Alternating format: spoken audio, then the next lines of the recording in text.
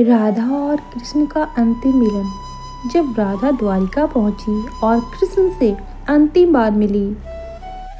ये कहानी उस अंतिम मिलन की है जब राधा रानी कृष्ण से मिलने द्वारिका पहुंची थी। पर इस बार राधा ना तो गोपी थी ना प्रेमिका। वे थी एक साध्वी, एक सेविका जो श्री कृष्ण की रसोई में काम करती थी। कृष्ण द्वारिका में राजा बन चुके थे, यदुवंश के गौरव थे, लेकिन एक दिन राधा जी, जिनका जीवन अब तपस्या में बीत रहा था, द्वारिका आई।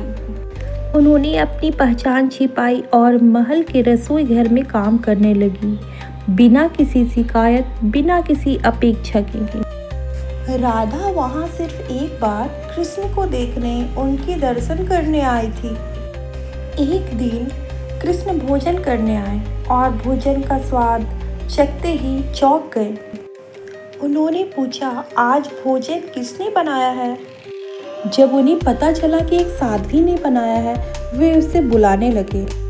जैसे ही राधा उनके सामने आई, कृष्ण की आंखों में आंसू आ गए। उन्होंने राधा को पहचान लिया। राधा और कृष्ण दोनों मौन थे। कोई शब्द नहीं था, पर वह मौन ही सारा संवाद कर गया। कृष्ण ने राधा से पूछा, तुमने खुद को क्यों छिपाया? राधा मुस्कुराई, जहाँ पहचान से प्रेम भारी हो, वहाँ पहचान का बोझ क्यों उठाओ? राधा ने कहा, मैं यहाँ प्रेम नहीं, सेवा करने आई हूँ, एक आखिरी बार। राधा जाने लगी। कृष्ण ने राधा को रोकने की कोशिश नहीं की, क्योंकि वे जानते थे प्रेम को कभी रोका नहीं जाता। राधा वृंदावन लौट गई और वहाँ एकांत में योग समाधि में लीन हो गई।